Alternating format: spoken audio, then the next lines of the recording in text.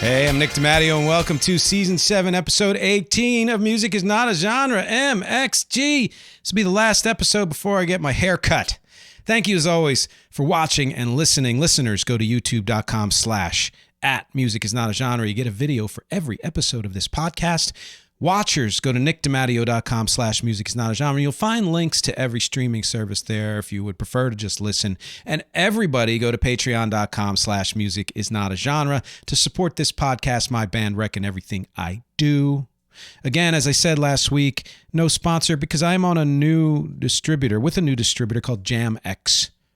And I am looking for new sponsors, so hit me up if you'd like me to promote something for you. I'd be happy to do it. So, this topic this week, it's so much quicker to get into the topic when I don't have as much to say, is Say It Loud, the history of protest music. So, interesting that, and I mentioned this last week, I've done episodes on Christian music and country. Christian music often, but not always, associated with conservative beliefs. Country music, same thing. Traditional conservative values, but not always. In many ways, not always, and I think even less so than Christian music. Protest music, though, to me is the contrast to those two because it's often associated with progressive values, though, again, not always. But it is usually true because it's usually the most beleaguered of us who need to do the most protesting, all right, and continue to. And you'll see that pop up several times in this episode as how many things are repeated. So the one reason I'm doing this is to provide that contrast. And the other, another, is that I'm interested in protest music and wanted to know more about it and wanted you to know more about it. And the third is that we're yet again at a time when protest music is needed, is coming to the fore. It never goes away, but some more times, more than others, that it is more prominent. And I think we're going to see more and more of it, but I'll talk about that later. Yes, it's always with us. And I dare say you could pick any year of the last couple centuries and you'd find protest music. Many songs. But of course, it's most associated with times of struggle, suffering, and flux. Like now. Many of us still think of the 1960s when we think of protest music. So this episode is in part a corrective to illustrate how often protest music has been an important way to speak out in more than just that era. This is also a call to do better. We can and should know the protest songs of the past, but it's more vital that we create protest songs for our own times, whether or not it's in fashion. And I will talk more about that later as well. In fact, what is the show format? I'm going to start with a definition of protest music and some prehistory, the development period of protest music, modern history by certain eras and subjects, its relation to today's climate, which is included in the conclusions, I would say, the featured song and the questions. And of course, don't forget the bonus extra video at patreon.com/musicisnotagenre, which asks the question, do artists have a responsibility to speak out? Do they have a responsibility to use their media platform to influence change? We'll talk about it on Patreon. So please go check out that bonus extra video, patreon.com/musicisnotagenre. Sources for this: Wikipedia, the nonviolenceproject.wisc.edu, ongoing history of protestsongs.com, biblegateway.com, bbc.com, honest-broker.com, scalar.usc.edu, vox.com, and firstamendmentmuseum.org. Disclaimers, of course, as always, I'll miss a ton. And this is a survey, so I'm not going to spend too much time on one particular era, considering a lot has been written about music from slaves and workers in the 1960s and such. I'm going to mention them, but not, dive as deep as some other more directed episodes of people's podcasts or, documentaries and things might. It's more important that I show, for me anyway, that I show the breadth of protest music, how much it covers for so many different kinds of people and so many different eras, and how connected it all is. I'm going to mention songs and artists in particular that became protest songs ex post facto by their usage and symbolism, but were not meant to be protest songs, but because of something that they said and a community adopted it as a protest song. But I'm not going to go too deep into that. I'll mention it a few times, though. I'm going to stick mainly to songs written expressly for protest, even though that can be a gray area. And I'll talk about that too. And big disclaimer, this episode's going to get into political and social issues. So fair warning. And you more or less know where I stand sociopolitically. And again, I don't like to beat people over the head with it or dismiss you if you disagree. But if it's not something you want to hear a lot about, this may or may not be the episode for you. I don't know. You will have to decide. So as I take a sip here, very loud sip, so you people who are just on audio can hear me. Yeah, I do voiceovers. Definition of protest. What exactly is protest music? Of course, it's any song that rallies people for a cause or against oppression, etc. But there are plenty of protest songs that don't name check anything like that. They are protest by omission, emotion, by allegory, metaphor, by using hope and comfort and joy and celebration as contrast to struggle, as a way to imagine something different, by allowing the lyricists and singers to express the fullness of their existence and experience against massive resistance, an existence that likely includes aspects the greater society doesn't like or approve of or sanction. Does that mean any song that expresses self-actualization and resistance is protest? No, not necessarily. It depends how it was intended and more so how it was used. I'd say the cutoff is whether it goes beyond the personal. But again, a personal song, well, I'll mention that later. If the writer is just talking about their own experience, say in a relationship or in their own psyche or heart, then no, I wouldn't say that that's a protest song.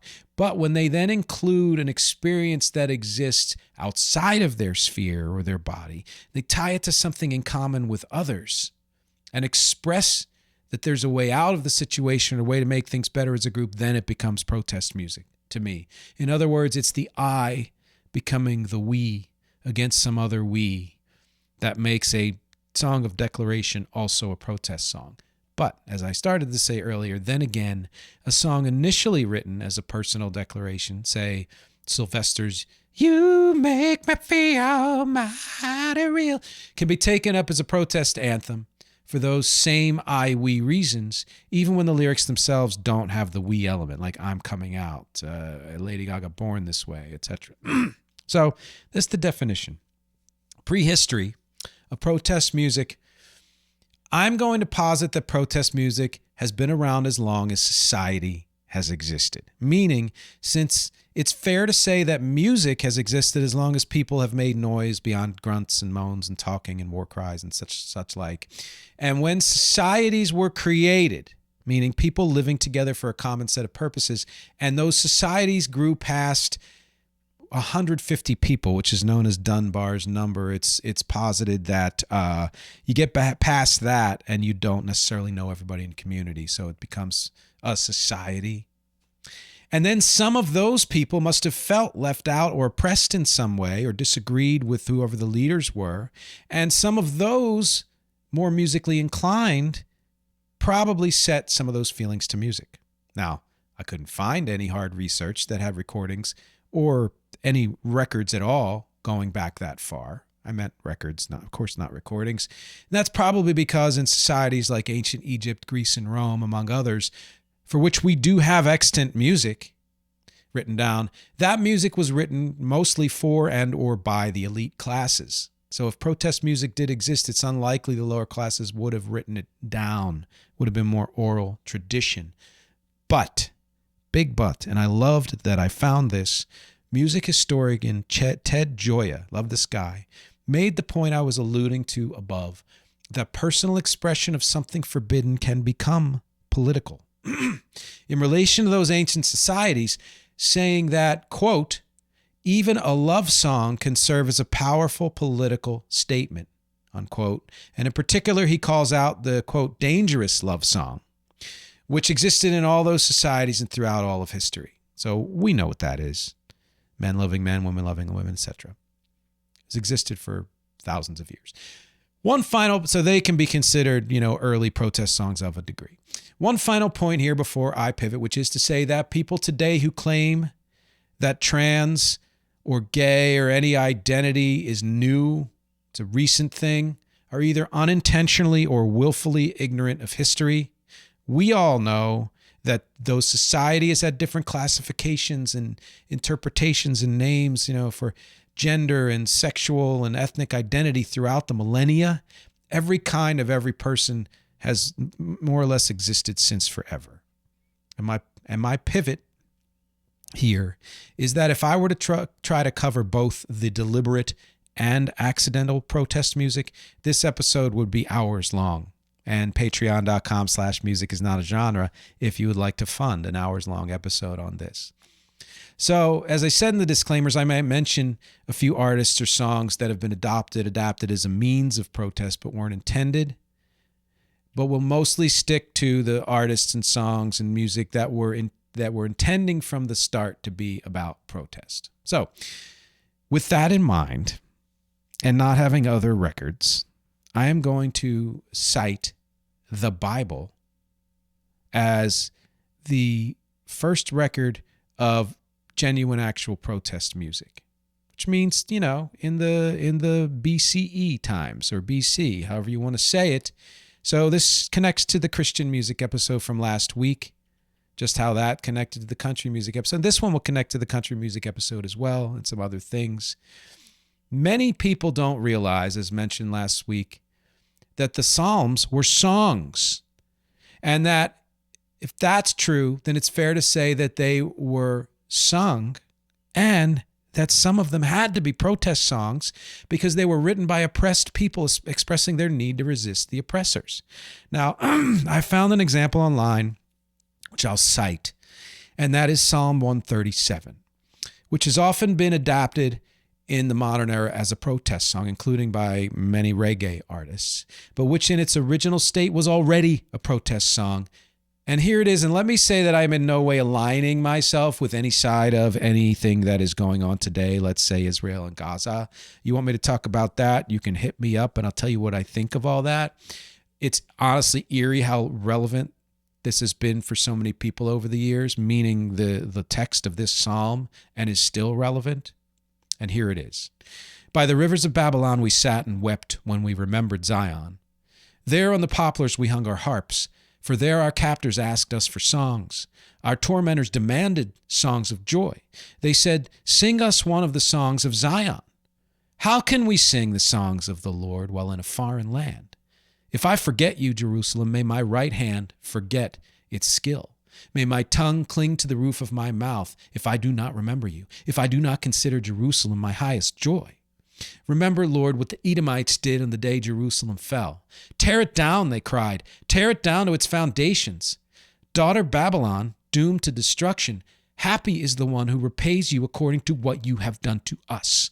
Happy is the one who seizes your infants and dashes them against the rocks. That is protest. I don't agree with the sentiment because I don't believe an eye for an eye, but that is frickin' protest. It's hard and harsh and is meant to be rallying. There is no doubt that this kind of protest, whether about religion or nation or identity, essentially the freedom to be who and where you and what you want to be, and to just live your life, has been woven throughout history. Ted Gioia talks about that dangerous love song being a force for human rights even through the medieval era. And so we can assume, although there aren't really records or many records, that there were protest songs throughout, the first 1,000, 1,500 years or whatever of the CE, let's say. So, but we're going to jump ahead a bit to the Renaissance. There's a BBC article that says that music was a huge part of Martin Luther's protests against the Catholic Church.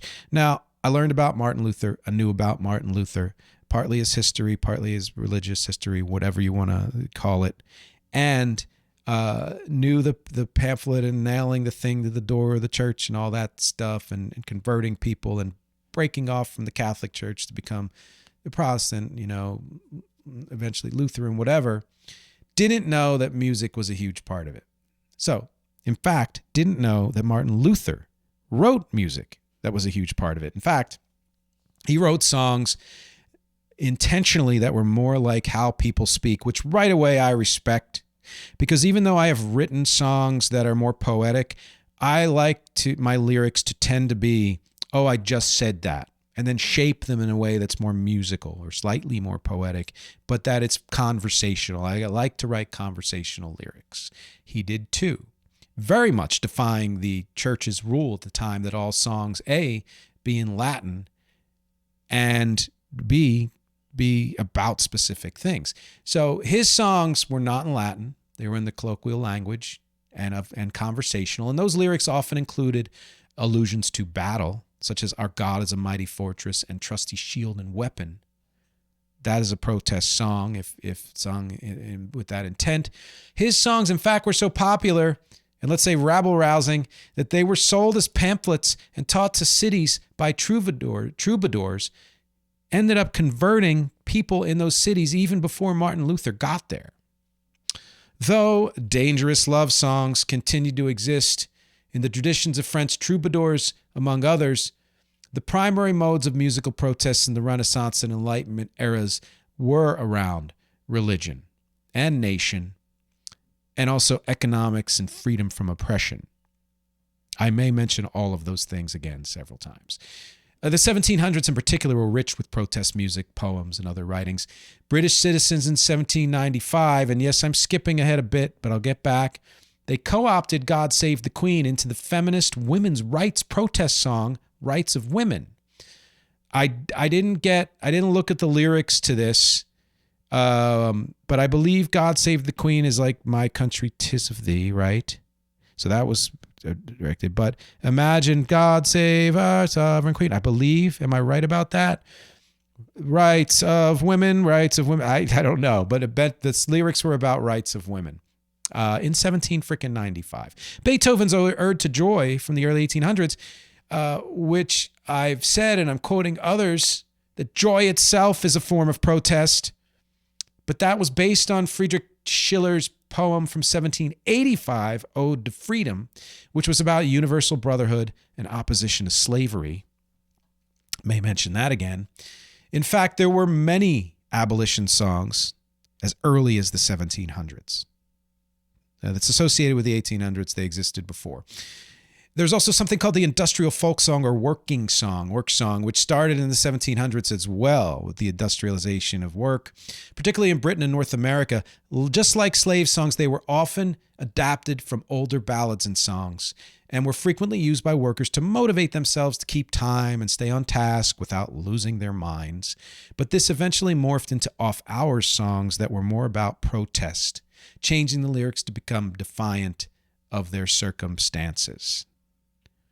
Which leads me, since I've mentioned it, and I said I skipped ahead a little, to American history, which had a good reason for protest music in the 1700s, if you know anything about history, and I will question how much you know, because education sucks right now for most people. Work songs existed alongside slave protest songs and were often very similar in content, if not in style, although some of them were similar in style, proving yet again that even today our struggles are of class and economics, and that race is a paper tiger used by elites to prevent us from realizing how much more we have in common with each other than with them. So we fight amongst ourselves and don't pay attention to what they are doing, which we're still doing to this day. You can listen to several of my episodes to hear me describe how the slave songs were a major influence on all subsequent American music. You can listen to the country episode, or anytime I mention blues or jazz or rock, the episode All Music is Black Music in particular. Along with all of these were songs protesting British rule, of course, such as Free America, Revolutionary, or Free America, I believe, a Revolutionary War call to action written by Joseph Warren. Yankee Doodle was not a protest song. It was originally a British song to taunt the American troops, but then it was co-opted by the Americans to toss it back in their faces. So it became sort of a protest song. Our national anthem was itself adapted from a British drinking song, and is clearly also in protest of British rule. one of the reasons I don't love that song, which is the way in which it's national is very militaristic and jingoistic, which, I mean, an anthem is jingoistic and some things are meant to be, and that's fine. But there are other ways to express pride in your country without making it about bombing other countries or other countries suck. Anyway, you'll see, by the way, throughout the history of protest music, simple and often pre-existing well-known melodies were frequently used to create new protest songs because they're easy to learn and sing en masse. And this includes what I'm about to talk about, and it was because why? Most people couldn't read music, certainly. There was no recording, so they had to learn it in some way, and so the simpler the song, the better. All these strains of protest continued through the 19th century, particularly in the Civil War when Johnny Comes Marching Home. Abolition, Sometimes I Feel Like a Motherless Child. Women's suffrage, both for and against, whatever. But I will talk about the against people later. Give the Ballot to the Mothers is one of those songs. They're all examples from probably hundreds of examples from those topics of protest. In fact, as early as the 1800s, there were well-known performers whose repertoires were heavy with protest songs. From the 1800s on, Henry Russell wrote the pro-environment song, Woodman, Spare That Tree, in 1837. Woodman, Spare That Tree in 1837. Environmentalists have been around for a long time.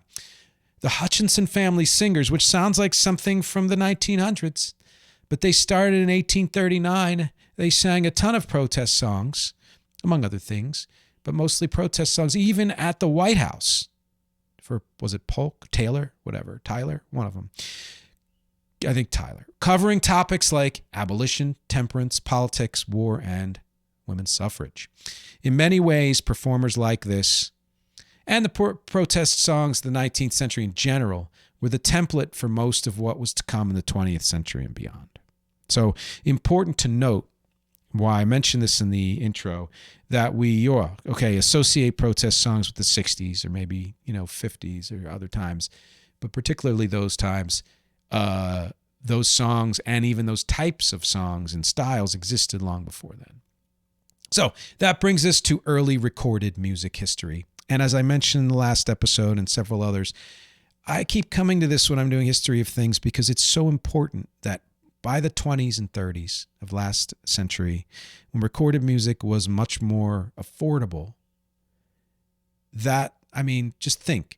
Before then, you had sheet music or traveling shows or oral tradition as the only ways to teach songs, to hand them down for centuries and centuries.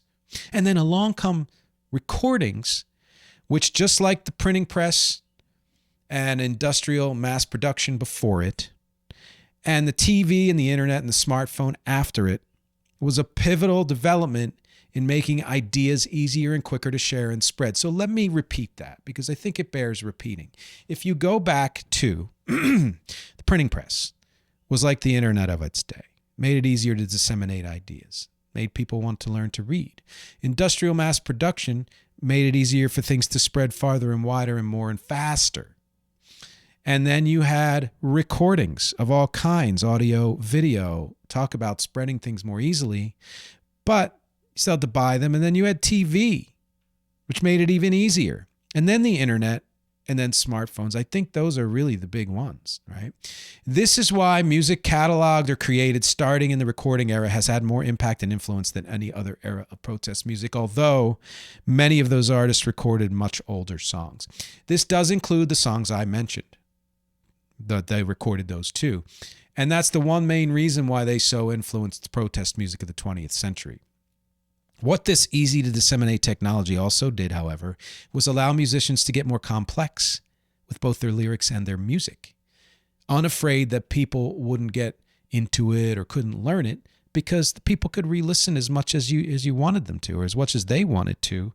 So it wasn't about having to slowly teach somebody or hand them down or read a piece of sheet music. From the earliest days, even as early as the 1910s, protest music was recorded by all kinds of people.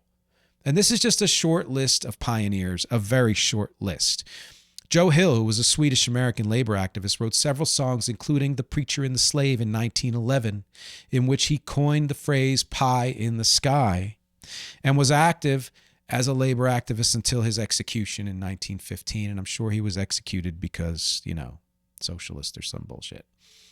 Alfred Bryan, who's a Canadian, wrote lyrics, and Al Piantadosi, who was an Italian-American New Yorker who wrote ragtime music. They wrote the song I Didn't Raise My Boy to Be a Soldier, which was both anti-war and pro-suffragist. It was recorded by the Peerless Quartet in 1914 and was a huge hit as far as hits went back then. You can find the recording online. Look for it. I Didn't Raise My Boy to Be a Soldier. 1914 recording. There were parodies of this song from The Other Side, and I will mention The Other Side more often as this goes on, such as I Didn't Raise My Boy to Be a Coward. This wouldn't be the first time the more militant, reactionary, conservative wing of society would respond to protest songs with songs of their own. But more on that later.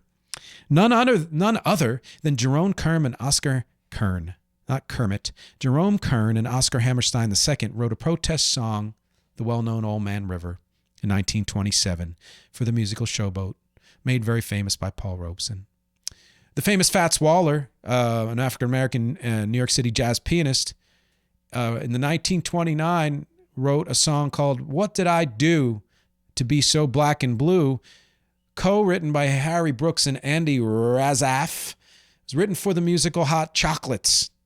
It's a protest song. Florence Reese, white woman from Tennessee, labor rights activist, who lived pretty long into the 1900s, wrote Which Side Are You On? In 1912, when her dad was on strike. She updated it again in 1931 during a mine workers union strike.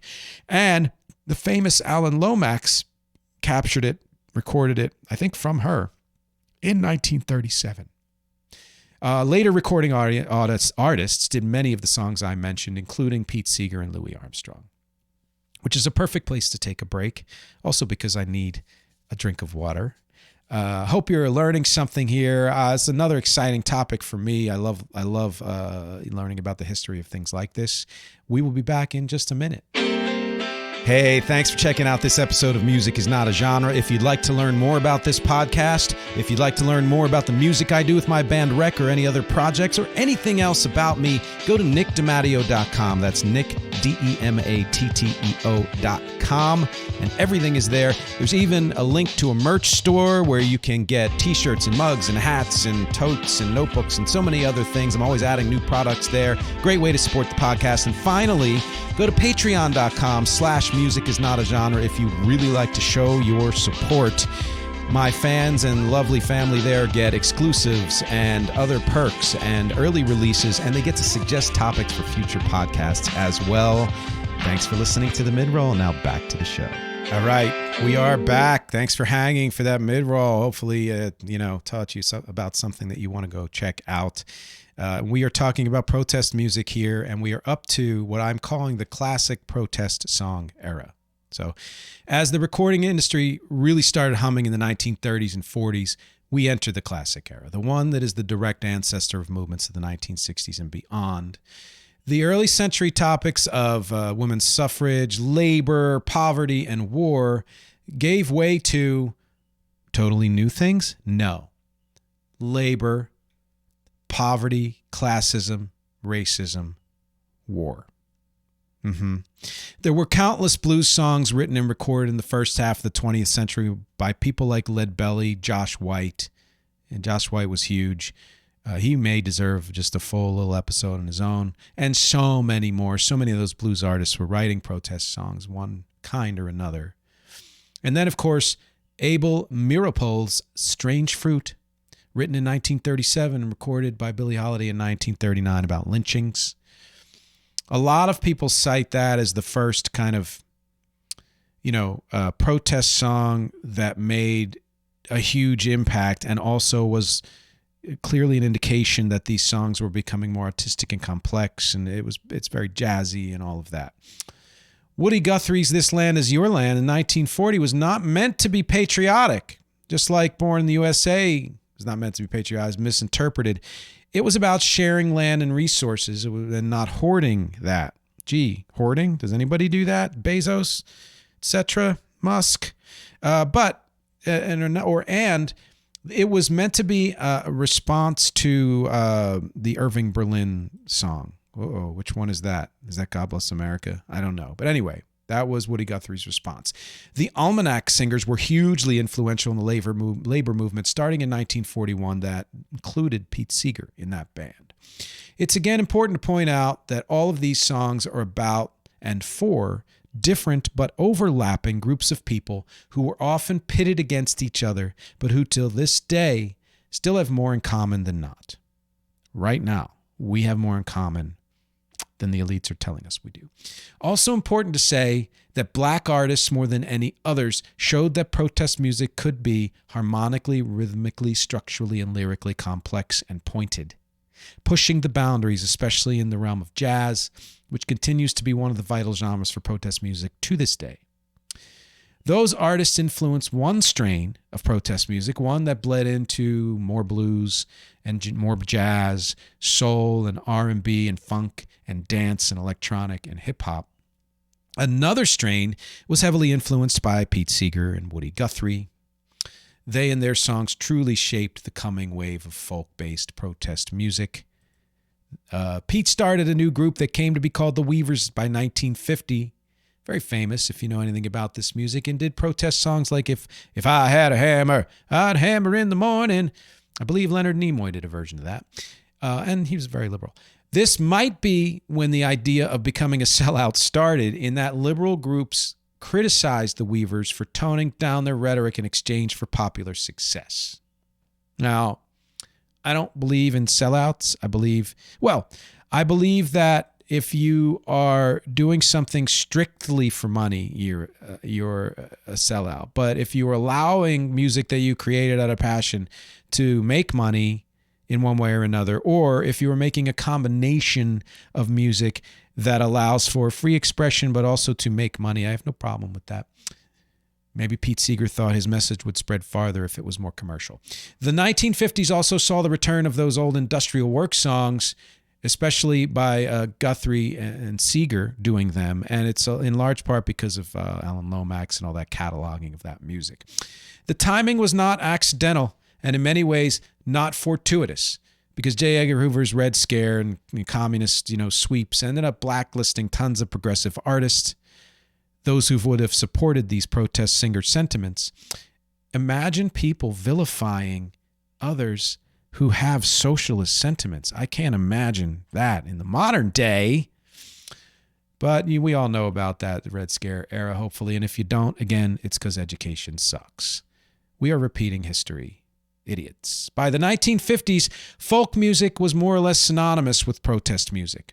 And that will continue to grow through the 1960s and a bit in the 1970s. I mean, it's been around in every decade and still is, but the real growth and expansion happened back then. You can see the direct connection to people like Dylan and Joan Baez. Dylan says Guthrie was a big, influence, and how that bled into the hippie, anti-war, pro-love, everyone movement. Although Dylan denies being a protest artist and makes a good case since most of his work has been more personal. He claimed, blowing in the wind in the times they are changing were co-opted by civil rights and anti-Vietnam War movements, and he distanced himself from that, although he would go back to protest a bit in the 70s. Begs the question, what's an artist's responsibility to speak out, if any? And guess what? That is the bonus MXtra video. I think that's the first time I'm mentioning it. I know. Did I mention it before? I don't know. But it is this. What is an artist's responsibility to speak out, if any? Do artists have a responsibility to use their platform to speak out? Which will include people as recent as Taylor Swift. Bonus MXtra video, patreon.com/music is not a genre. I'm not going to flesh out the 1960s a lot, because if you don't know how pivotal they were in terms of protest music, then you need me way more than this podcast to help you, which you should anyway. But let's just say it went far beyond folk music, far beyond Beatles' Revolution and much of John Lennon's solo work, far beyond Hendrix's scathing, scorching national anthem version at Woodstock, far beyond Dylan and Peter, Paul, and Mary and Joan Baez and Creedence Clearwater Revival and all of that, far beyond all of that. I'll just say this. They were so influential that not only did they help movements coalesce and become vocal, their templates and actual songs have had a huge presence ever since. Every time society gets rejiggered and suffers growing pains like now, these old songs get dusted off.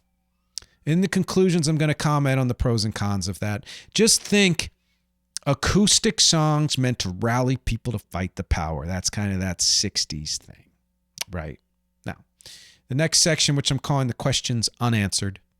By the end of the 60s and into the 70s, you again had the twin strains of granola white protest music, folk, acoustic, those starting to be heard more in just straight up rock music because of people like Dylan, the Beatles, Hendrix, Buffalo Springfield, etc.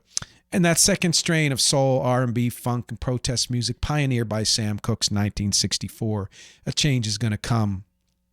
Blown out of the water by Marvin Gaye's What's Going On in 1971. And those twin strains set the stage for pretty much everything else to come.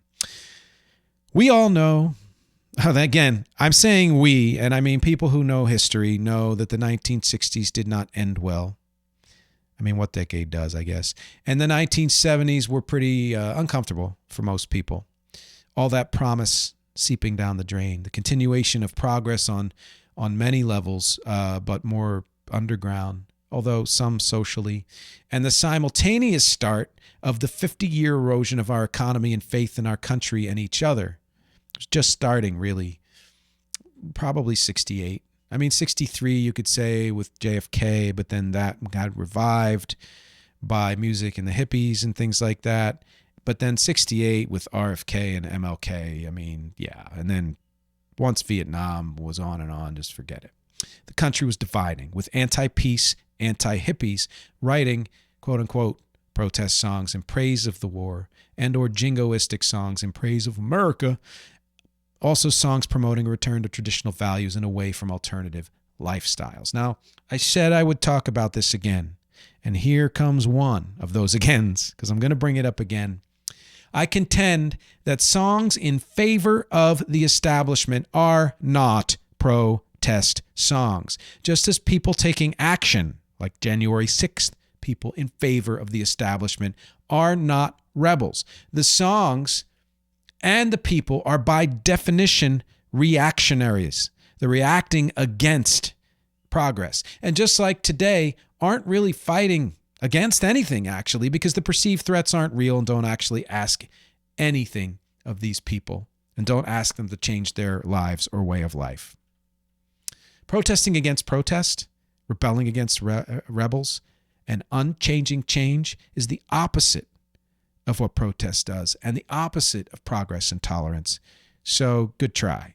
That's my PSA. Over. Not the last one. Back to our story. Where did that leave protest music in the 1970s? Well, of course, Vietnam was still of a major concern. Lots of anti-war songs, such as Black Sabbath's War Pigs, War by Edwin Starr, Chicago's It Better End Soon. They actually did quite a few anti-war songs, Chicago.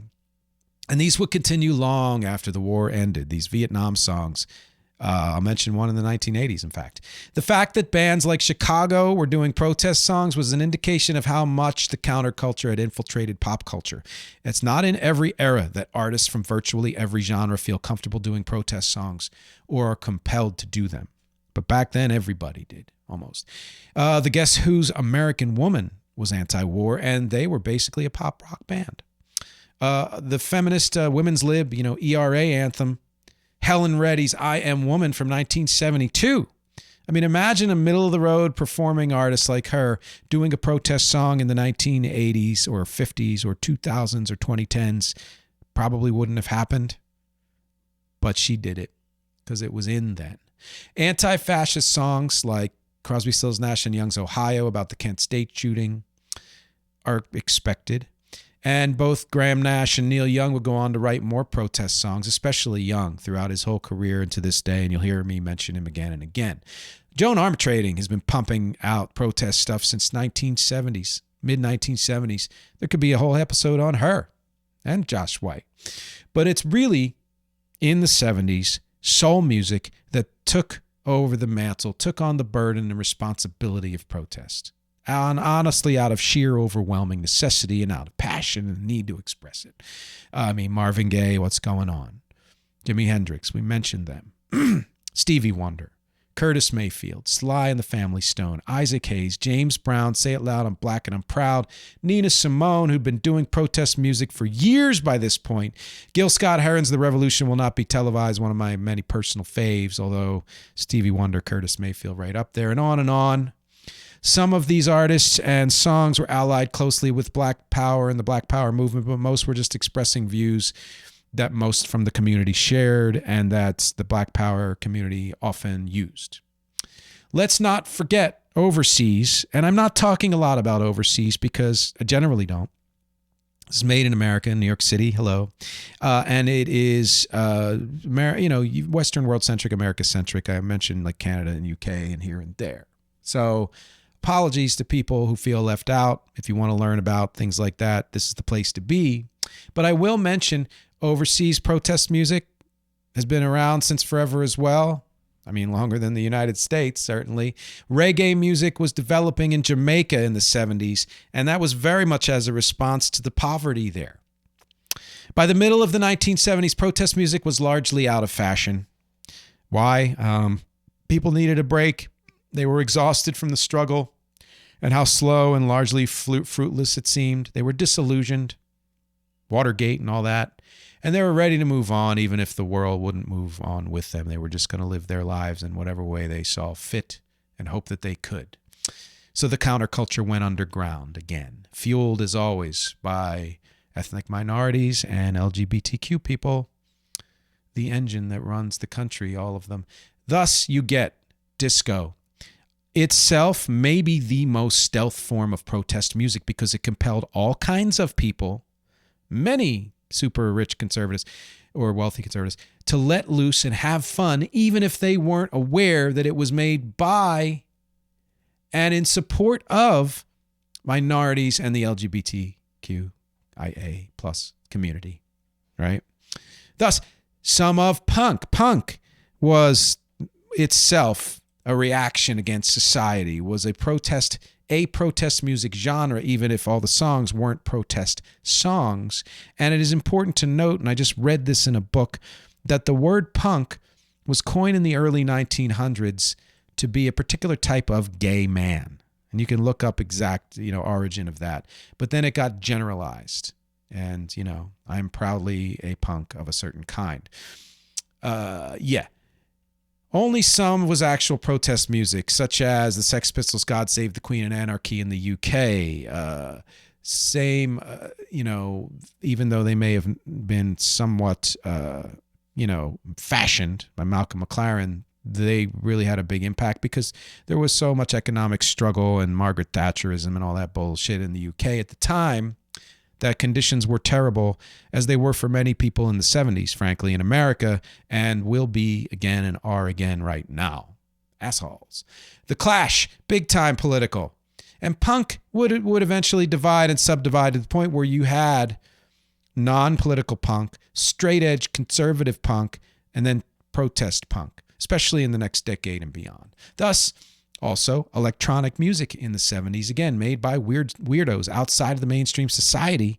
And like Ted Gioia's assertion that the Dangerous Love Song is itself protest, its existence and morphing into new romantic and new wave and others would align with like house and techno, would align with the counterculture and take over where disco and punk left off. Really, a lot of that was the merging of disco and punk. And thus, late 70s, hip-hop, of which more later, and thus we get to the 1980s, which I am subtitling Protest. Sure. By the 1980s, three things had happened. One, the underground did its job and fostered music changes that would allow for more diverse expression, even in the mainstream.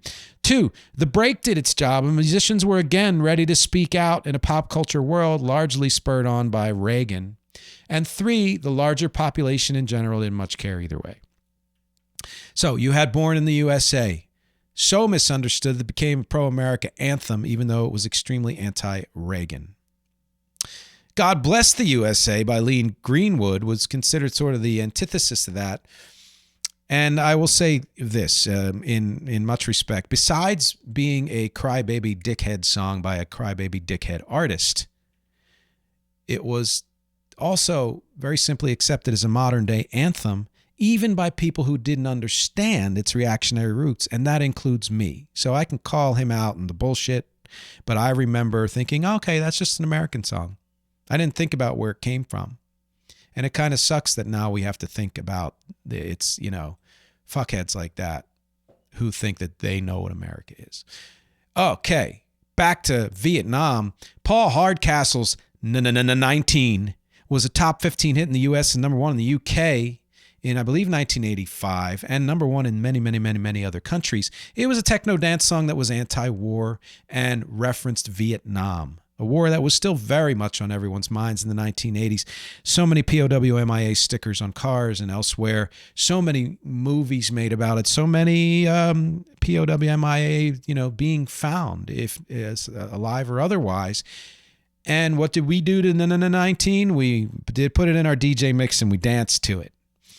I'd even consider big charity songs like Do They Know It's Christmas, We Are the World, and especially Stephen Van Zant's Sun City as protest songs. That actually made a change. And that may be part of the difference there. I think we underestimate the 1980s in that way. Other songs by pop stars that were in protest of something, whether we knew or cared. Frankie Goes to Hollywood's Two Tribes. Billy Joel's Allentown. Don Henley's All She Wants to Do Is Dance, which was news to me. Prince's Ronnie Talk to Russia, 1999. Sign of the Times, and so many more from Prince. Probably over half of U2's songs, of course, and especially most of what's on their album War and The Unforgettable Fire. In many ways, I would say U2 set the template for bands to come of how to create protest music that was popular as just music, but didn't pull its punches. But what's interesting also about U2 is that they're sort of the nexus of secular, religious, and, secular protest music, let's say, popular protest music. So they are really bridging these two recent episodes here. And the public response to all these songs was, yes, sure, way to go. Cool song, what else you got?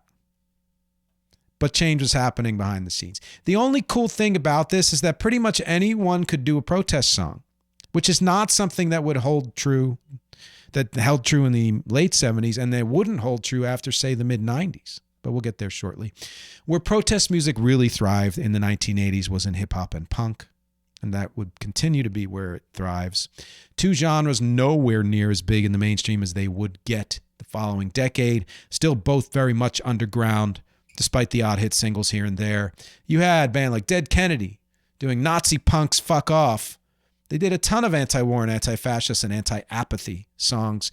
And I would say that of those, my favorites are the anti-apathy songs, because I think apathy is the worst killer of society of all. Black, like saying both sides are the same, blah, blah, blah. I'm not going to vote. Fuck you. Black Flag, Bad Religion, before they went pop, and that's okay that they did. Anti-Flag, Bad Brains, Fugazi. Billy Bragg was basically acoustic punk and almost all protest, and that's just the 1980s, and that's just a sample. Then, of course, in hip-hop, you had Grandmaster Flash's The Message, often considered one of the first, if not the first, political hip-hop songs. Probably not the first. Run DMC's Wake Up, Ticky Tock, Ticky Tock. It was the thoughts that came from a wonderful dream. It was a vision of the world working as a team. It was a dream. Wake up, Ticky Tock. It's like that, and so much else from that first album were protest songs. Later in the decade, you, of course, had Public Enemy, NWA, KRS-One, Ice-T, and many more, becoming overtly political and mostly just political. Punk and its offshoots and hip-hop were the forces that would bring protest music back to the fore for the bit of the 90s, among others, and would bring along with them, or vice versa, acts that have more traditional folky protest sounds like Indigo Girls, 10,000 Maniacs, Tracy Chapman, etc. Which, of course, brings us to the 1990s, which I'm calling Echoes of Past and Future. They were the pivot decade. I mentioned this in my album series, and that they contained the demise of the world before and the bubbling up of the world to come, although neither of those things would actually happen until the 2000s. But they contained both. The music of the 1990s did the same thing. Much of it looked backward, echoing especially the 1960s and 70s, which is why we also had a rise in protest songs, and more specifically protest artists. Those whose careers were dedicated to protest music, and I'll mention a few later. Just as much of it looked forward, hip-hop, techno and house, electro-pop, they were all growing in the 90s. and would, of course, dominate afterwards. So there was a war between people wanting to embrace the current societal changes by hearkening back to other eras of change, and people wanting to embrace the change by moving forward with the actual change and building what was next. Both wanted to build what was next, but they were coming at it from different angles. Now, had those two factions come together, I think we'd be living in a very different world. But both had their heads in the sand for different reasons. One stuck in the past, but both of them believing that it was a foregone conclusion that progress would continue. And I say that because I thought that. Backwards people thought the changes that were happening would create a near utopia, fulfill the promise of the 1960s. Forwards people were pretty much dismissing the past and taking the current state of things for granted. And what's weird is that unlike other decades, you can almost divide it exactly in half as to who was dominant. This means that the new/retro trend of protest music would only hold on to pop culture's imagination and attention until like 1995. So what happened in those few years before the second half of the decade? Well, the build-up from the Reagan-Bush era inspired people to speak out more, which brought about bands like Rage Against the Machine, Killing in the Name of, more or less fully dedicated to being a protest music band. It also gave other largely non-political bands like, say, Pearl Jam or Sonic Youth license to jump into protest music, though they might have done it anyway. And it brought up past voices to the limelight again, like Neil Young. Hello again, Mr. Young. Third wave feminism was happening. You had riot girl bands and beyond. Let's talk about Annie DeFranco, who I should do a freaking episode on her. She was a huge voice, independent, often sang protest songs about sexism, abuse, homophobia, reproductive rights, fascism, racism, poverty, war. I mention all these because they're constant. Go back 100 or 200 years and protest songs were pretty much about the same things. It's nice to see the through line and connections, but it's distressing and depressing that we all still have to sing about the same damn things. And of course, you had riot girl bands like their existence itself was a protest because it was women saying we can rock as hard as men. Bikini Kill, Bratmobile, and Sleater Kinney did a lot of songs, a lot of protest songs. Conscious hip hop ballooned from the late 80s through the 90s. You had Arrested Development, A Tribe Called Quest, De La Soul, Gang Starr, Ghetto Boys, The Coup, Goody Mob, The Roots. I could go on, but let's just say that from this point on, there's been conscious hip-hop in every era, and good for us for that. And unlike the majority of rock, protest songs will continue to be a part of hip-hop, soul, and R&B, and punk, well beyond the early 1990s. While this is all great, and it inspired many artists, public response was only marginally better than the 1980s, and maybe even not as good in some ways. And for the most part, people rallied a little and then moved on with their lives and musical interests, again, because they thought progress was just going to happen. We did. By the second half of the decade, protest music was hard to find other than in hip-hop and neo-soul and punk, and even not as much in punk. That would change yet again, even in a briefly and weird way, and than the 1990s and 80s. Which brings us to that period, which I'm calling Last Gasps, and it covers pretty much all the 2000s we've experienced so far. So after 9/11, artists from every quadrant chimed in with protest songs. McCartney, who'd only done one or two through his career, did a fairly lame one for 9/11. Neil Young, of course, I mention him again, probably not the last time. Can always be counted on. Springsteen again. The Rising was a big one. Tom Waits, Patti Smith, Pink and Madonna, and Lady Gaga with Born This Way. The Chicks, Dixie Chicks, R.E.M., Green Day with American Idiot, Bright Eyes, Lenny Kravitz, again, Pearl Jam, again. The Beasties album To the Five Boroughs had some protest on it. Eminem did an anti-Bush stuff, and of course tons of other hip-hop and R&B and punk, covering topics like the Iraq War, terrorism, police violence, racism, even Hurricane Katrina, and our failure to protect people there and support them. Everyone was aware of all this, and while it seemed for a time that sentiments were being rallied to make real change because you had Air America, you had more funding for AIDS, medicine, and research, you had the election of Obama, you had gay marriage soon after that, etc., etc., most of what was happening was being trampled by continued shift to the right and resistance, especially regarding economics, deregulation, taxes, social issues. There were ways in which both Clinton and Obama were further right than some of Nixon's policies, showing how much the culture had shifted by then. I'll go back to that 50-year stealth campaign again to shift America rightward. It's as though those powers were kind of allowing all this vocal protest and minor gains to happen because they knew they'd ultimately prevail because they were working the system. Yeah, it's not that simplistic, but it's close to it. Shows that political engagement, legislative engagement to affect policy change is more important than protest. Getting involved and taking action is more important. But the hope is that protests and protest music spur this on. And sometimes it does, but like any outreach, and let me tell you, I know this as a person who does stuff online, you're lucky to get 1% engagement on anything. But that 1% is still worth it. There was less protest music in the early 2010s, largely because people might have felt a little complacent since Obama was in office. You can even say that from the mid-1990s through the mid-2010s, the protest voices, quote unquote, were more on the conservative side. Tea Party and all that. Again, and I told you I'd get back to this. This is not protest music, but it is speaking out about your beliefs. And I applaud and support it, even though I vehemently disagree with any backward-looking philosophy. By the middle of the 2010s, voices were speaking up again. We were starting to feel more and more the effects of economic decline and the police state. From the mid-2000s on, and tensions were rising in the culture, in particular for African Americans, the Black Lives Matter movement. Other than the odd pop star like Beyonce with Formation, you weren't really getting big stars doing protest music anymore, is the thing. Although indie stars, who is now a big star, but was indie then, like Kendrick Lamar's All Right, Childish Gambino, This Is America, and even Janelle Monáe in 2015 were making passionate and deadly pointed protest songs.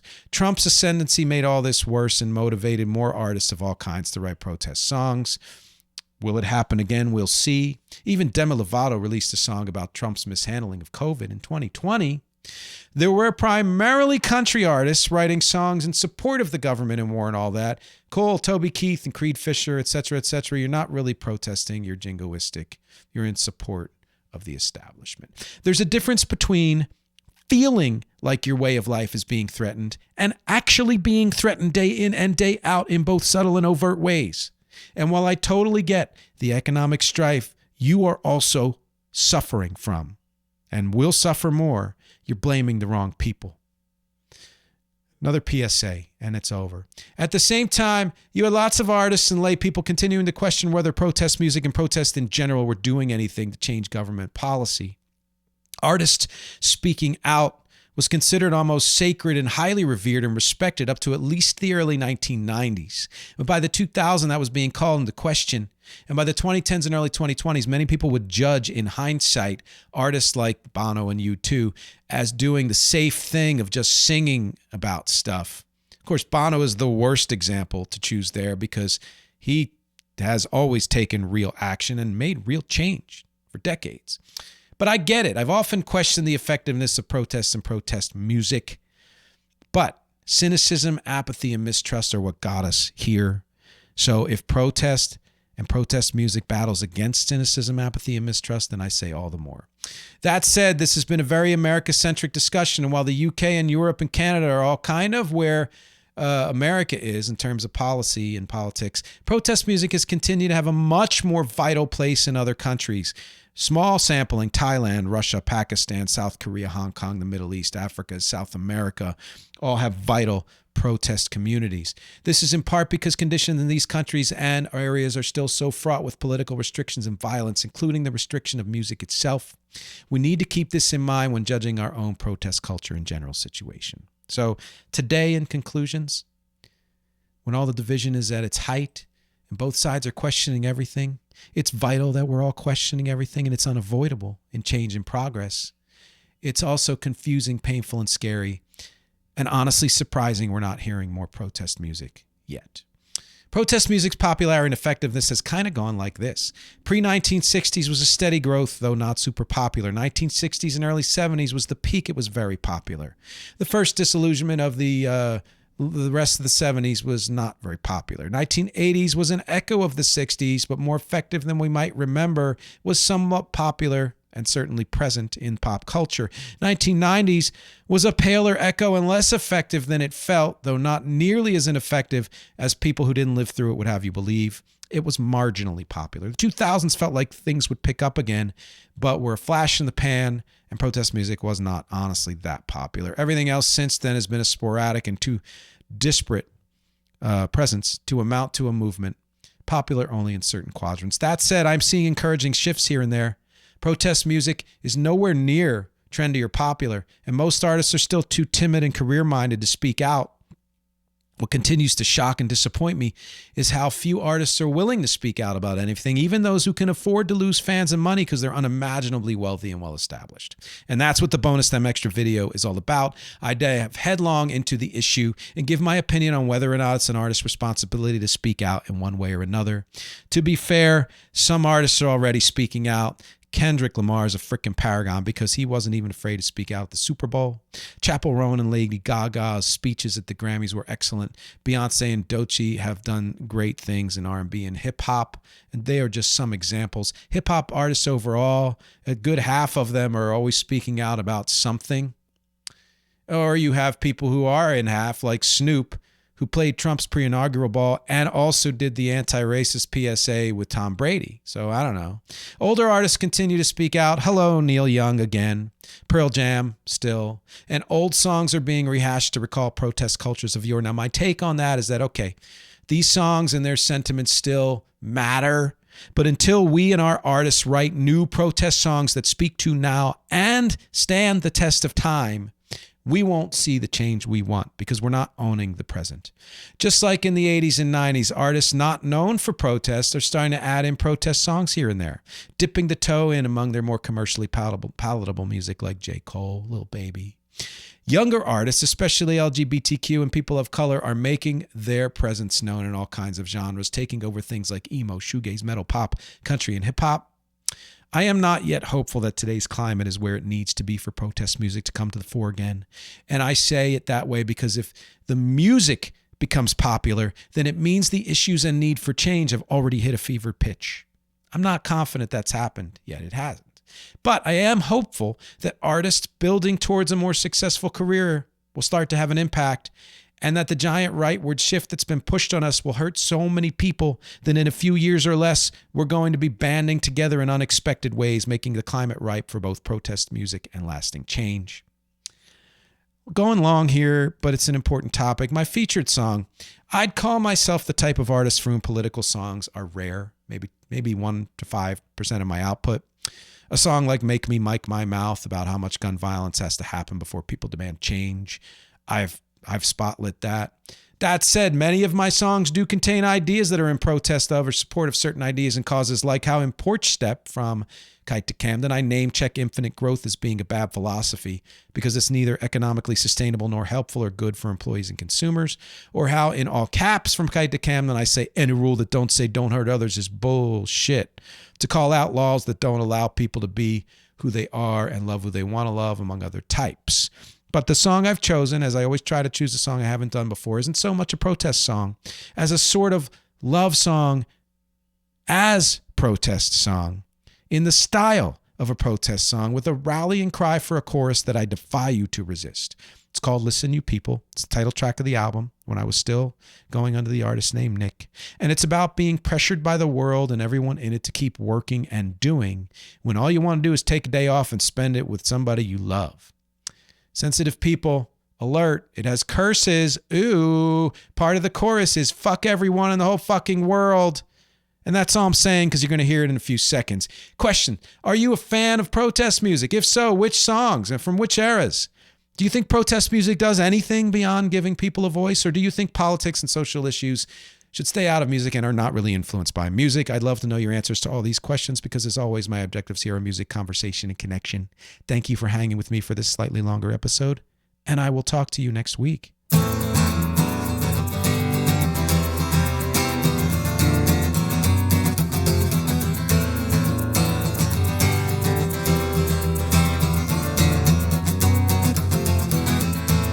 Everyone Everyone is out to get me, take away my precious time.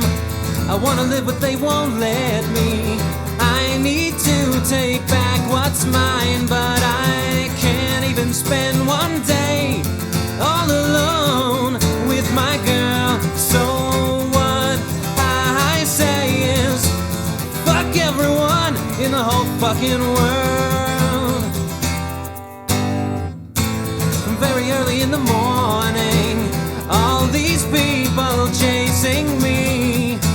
I wanna give them all a warning. Today is not the day to be, 'cause I wanna spend the day all alone with my girl. So what I say is, fuck everyone in the whole fucking world.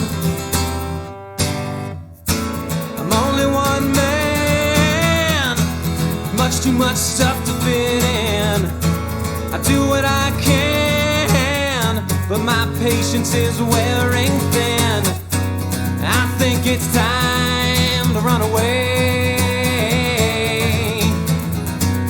Listen, you fuckers, to what I say.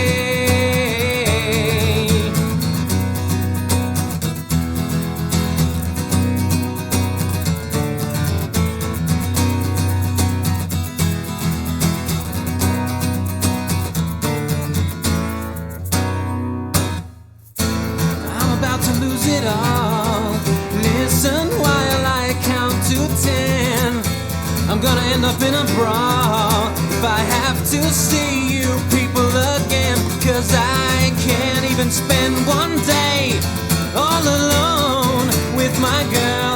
So what I will say is, fuck everyone in the whole fucking, fuck everyone in the motherfucking, fuck everyone in the whole fucking world.